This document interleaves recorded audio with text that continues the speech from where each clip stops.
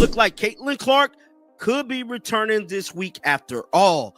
Guys, for this one here, breaking update from Indiana. A small roster move just lit up the whole league. And yes, it might point to Caitlin Clark stepping back on the court sooner than expected. If you like Caitlin Clark and want clean, no-drama breakdowns, hit subscribe right now and drop a like. Today, I will unpack what actually happened, why the timing matters, and what to watch in the next few days. Let's get into it. On paper, it looked routine. The Indiana Fever released a depth guard who barely touched the floor, and most casual fans might have scrolled past it. But for anyone following this team closely, that one transaction felt like a fire alarm. Roster changes in the middle of a tight playoff race are rarely random. They usually signal a strategic pivot, a need to rebalance the rotation, or the anticipation of a key piece returning.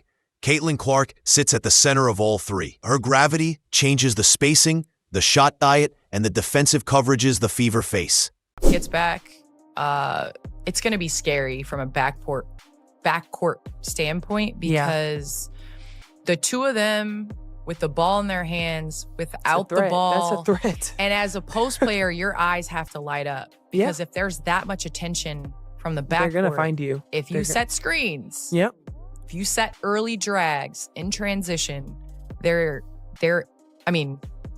sky's the limit. When front offices see a window to upgrade a possession-by-possession offense, they clear space. That is what makes this move different from any midweek paper shuffle. It hints at intent.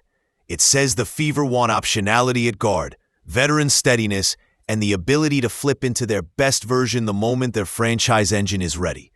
Here's the simple version. A guard on a short-term deal was released after limited minutes. That sounds small, but in the compressed world of WNBA roster rules, it matters. 7-day contracts patch holes, but they also buy time for medical evaluations and return-to-play decisions. When a team ends one of those deals, they are choosing a path. Either they double down on the current rotation, or they make room for someone who changes the calculus. For Indiana, that someone is obvious. You do not reconfigure the guard slot unless you're preparing for a different ball-handling hierarchy and a different tempo. It is not about headlines. Fever waived Kyra Maxwell, and she didn't even get a thank you post. She didn't even get a thank you post from the Indiana Fever. They didn't even get a thank you, Kyra Maxwell. She didn't get a thank you post. But a lot of people are celebrating this because they think it is about aligning the bench, the practice groups, and the late game sets with what you expect to run 2 weeks from now. That's why this move became a signal. It resets the board so the Fever can move quickly the moment the medical team gives a thumbs up. Let's separate facts from speculation. Caitlin Clark has been out with a lower body issue that demands caution because her game relies on sudden stops, accelerations, and deep-range pull-ups. There has not been an official return date, which tells you the staff is prioritizing full-speed reps and day-after response over any external pressure. That's the right lens. Return to play is not a calendar decision. It's a sequence. Non-contact work, limited contact, full sessions, monitored workloads, then an activation window when the responses stay clean. Fans want a circle on the schedule. The training staff wants clean data. Those are not opposites. I know Rudy from Coming Out the Podcast. Shout out to Rudy. Rudy did a whole entire video breaking down what Holly Rose said. Is Caitlin Clark coming back within the next week or so? I personally wouldn't bring her back against the Minnesota Lynx, but also, depending on the severity of Sophie Cunningham's injury, I might not bring her back, period, for the rest of the season. I might play if Sophie can't come back, if it's not serious, then maybe we are talking about Caitlin Clark coming back. I did say when she went down and this period of time started to get longer and longer and longer and longer, by the time she's... In fact, when they finally align, you often see a quiet status change in the morning, a normal pre-game warm-up, and then a surprise note that the star is available with guidelines. Until then, the smartest read is patience with purpose rather than promises that cannot be kept. Timing is everything. Indiana is staring at a stretch of opponents that punish sloppy possessions, stagnant spacing, and late rotations. When a front office trims a short-term guard and leans into veteran ball security, it is not random. It is a hedge against exactly those problems while they wait for their top creator. The ideal path is simple. Keep the offense executable without the star, Then drop her into a system that already has clean habits when she returns. That is why this moment matters more than the name on a waiver line. It aligns the guard room with the blueprint the coaching staff actually wants to run. Really? Let's take a look. The Indiana Fever have been playing through the 2025 season under head coach Stephanie White. Indiana is led by Caitlin Clark, Aaliyah Boston, Kelsey Mitchell, Sophie Cunningham, and several other stars. While they have one of the best rosters in the league, they've been missing Clark. Clark has missed a majority of the season, currently working through a groin injury. The last time Clark was on the floor was a matchup against the Connecticut Sun on July 16th, while the Fever were on a 3. Think dribble handoff timing, early drag screens in transition, slot relocations, and corner lifting to open skip threes. Those details look ordinary until Caitlin is back. Then they become the runway for the reads she makes better than anyone. Look at the upcoming slate. Top-tier defenses, physical guard play, and coaches who scout every miscue. That's where margins disappear. Without Clark, Indiana has to grind wins with low turnover offense, second chance points, and free throws. With her, the offense bends to create easier catch-and-shoot looks for Kelsey Mitchell and deeper seals for Aaliyah Boston. That is a two-possession swing without changing personnel. In a playoff race, 2 possessions per game is a chasm. This is the pressure point. Do you reintroduce your star against the heavyweight to stabilize the half court, or do you target a slightly softer re-entry to let timing and conditioning catch up? There is no perfect answer. Of the season, the question is when? Are we really bringing her back against the Minnesota Lynx? Would that be the smartest idea? No, not really. Not. There's only the trade-off between seeding urgency and long-term health. Front offices tend to pick windows, not opponents. Coaches tend to pick matchups, not dates. When both sides agree, you usually see activation soon after. The reward is obvious. Caitlin's range stretches the floor by a step and a half, and that one step changes the help angles that opponents use to crowd the paint. Her presence also lowers the difficulty of Mitchell's shots and simplifies Boston's reads. The risk is just as clear. Lower body injuries punish players whose skill sets are built on pace, changes, and directional bursts. Bring her back too soon, and you chase rhythm while managing soreness. Bring her back on time, and rhythm returns on its own inside a couple of games. That's why the best indicator will not be a dramatic announcement. It'll be beat reports about full-speed practice, contact tolerance, and next-day recovery. Bring up is a comment that Scott Agnes made on his YouTube channel. Scott Agnes was replying to someone else's comment who said, "Just can't wait until Cece is back. She's the most dynamic, electric player in the WNBA. Great job, Lexi." And then Scott Agnes replied and he said, "Have patience, at least several more weeks." Now, Scott Agnes is a beat reporter for the Indiana Fever. He has been covering them relentlessly all season, and we have gotten a lot of great information from Scott over the season. And I actually went to his YouTube channel and just kind of skimmed through the comments to see if there was anything else. There was one other reply where he was replying to someone and basically said, like, "You have to trust me or just trust me." It's up to viewers' discretion. It's up to the fans if they want to believe what he's saying, but several more weeks pretty much puts Caitlin Clark to coming back at the very end. When those line up, the reward outweighs the risk. Until then, the Fever are smart to build a functional offense that can toggle into a higher gear the second she's truly ready. Without Clark, Indiana leans on veteran steadiness, structured sets, and collective creation. That means more secondary pick and rolls, more elbow actions for Boston, and more split cuts to free Mitchell. It works in stretches, but it taxes everyone. With Clark, the hierarchy simplifies. Primary creation lives at the top. Mitchell warps weak side coverage as a scorer, and role players slide into clearer lanes as finishers, screeners, and spacers. Defensively, having another confident ball handler helps your transition defense because you get cleaner outlet decisions and fewer live ball giveaways. Late in games, it also clarifies who initiates, who spaces, and who screens. That clarity is worth points on its own. The roster move we just saw points directly at that future shape. It is a rotation built to keep the ship steady without the star and to accelerate quickly the minute she steps back on the floor. Fans circle the heavyweight games, but return windows are about controllables. You want a practice block without travel chaos? A matchup that lets you manage minutes without constant emergency possessions? And a pace that does not force sprint after sprint in your first night back?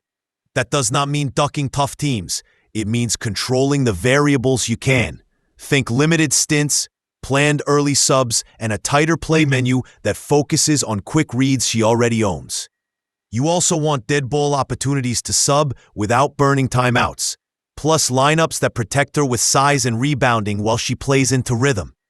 Those choices look subtle on TV. They are massive to the medical and performance staff. When you see them lined up on a game night, you will know the plan is bigger than a headline. It's a runway designed to get through the night and feel better tomorrow. Forget rumor cycles. Watch 3 signals. First, status report language that shifts from out to questionable or to a minutes designation. Teams do not make that change lightly. Second, credible beat reports about full participation in practice and post-practice response. If she stacks multiple good days, your antenna should go up. Third, a corresponding rotation tell, like rebalancing minutes for bench guards or leaning into sets that map directly to Clark's strengths. If 2 of those 3 fire at the same time, you can expect an activation window soon. Also, watch how the Fever talk about pacing, turnovers, and early drag screens. When those points dominate a presser, it usually means they're preparing to reintroduce their fastest decision maker and want everyone on the same page before she returns. In a tight middle of the standings, a single 2-game swing can jump or drop multiple seeds. With Clark, Indiana's offensive rating climbs, Mitchell's shots are cleaner, and Boston sees fewer bodies on her catches. That turns coin flip finishes into controlled possessions. It also stabilizes crunch time identity. One voice calls sets, one handle makes the first read, and everyone else plays off that gravity. Over a 2-week stretch, that identity is worth multiple wins, and multiple wins change who you see in the first round. That is the hidden value of this roster move.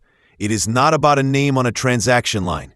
It is about setting the stage so the team can immediately bank those marginal advantages when the star returns. If the Fever hit that window, they're not just chasing playoffs. They are shaping matchups on their terms. This will not be a quiet moment.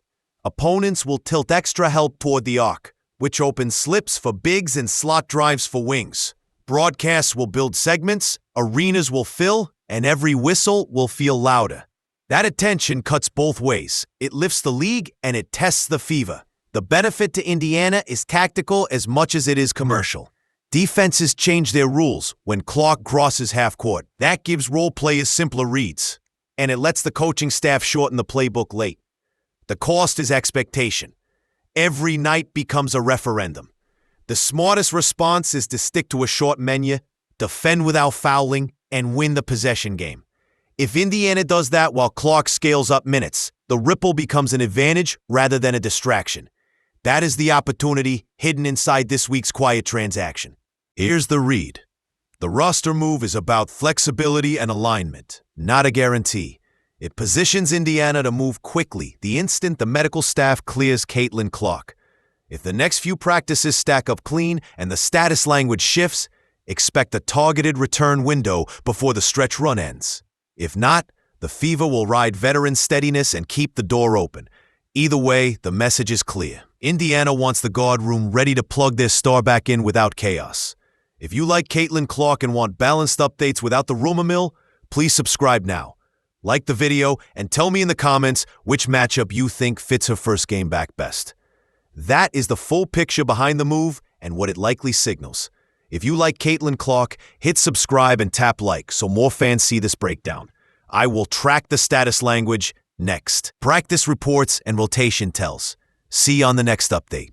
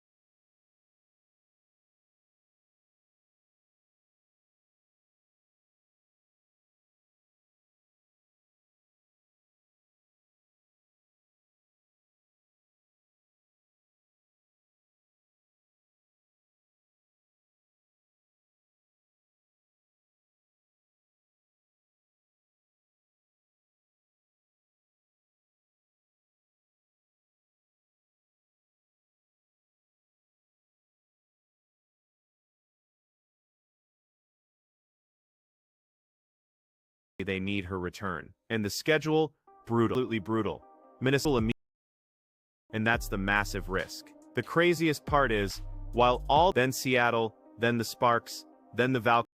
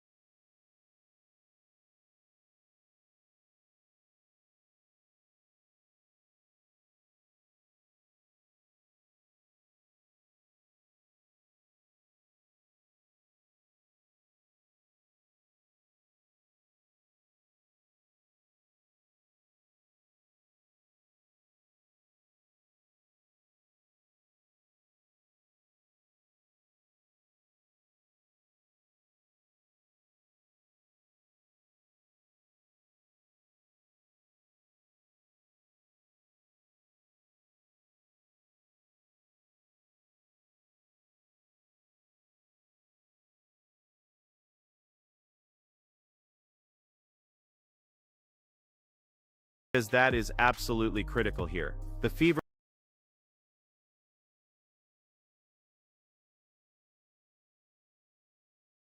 this team doesn't basketball anymore. The Caitlin Clark saga has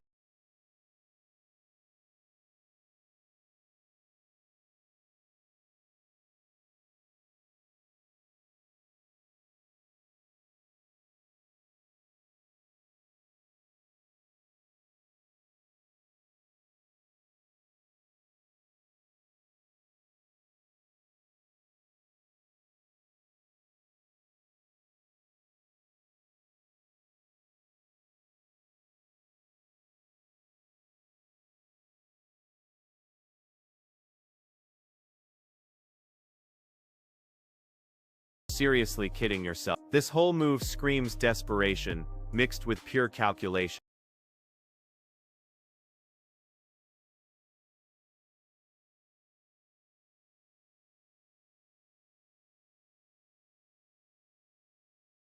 And role players start looking like stars just because she's drawing. They're trying to make a huge statement. They want to show the league, the fans, and even Caitlyn herself that they're all in on this to adjust their strategy. The choice. Indiana without Caitlyn Clark is like Netflix without any shows. You can keep it running. And if you think the Fever don't season. And honestly, they don't really have. There's always the possibility that Indiana is bluffing, that maybe they're not just trying to survive. This move isn't directly tied to Caitlyn's return.